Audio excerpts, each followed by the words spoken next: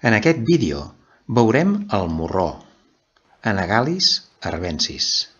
És una herba anual tombada a terra de fins a 40 centímetres. Es troba als camps de cultiu i prats erms.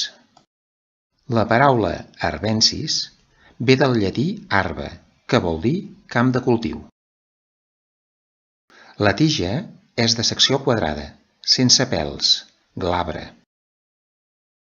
Les fulles oposades, ovals, d'uns 15 mil·límetres de llarg. Les fulles, per sota, tenen punts negres. Flors petites, solitàries. Les flors neixen en les axil·les de les fulles. Són de color vermell, amb 5 pètals soldats. Estan situades a l'extrem d'un llarg i fi peduncle.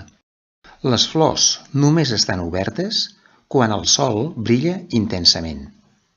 El fruit és una càpsula esfèrica d'uns 3 mil·límetres de diàmetre. La planta conté saponines tòxiques.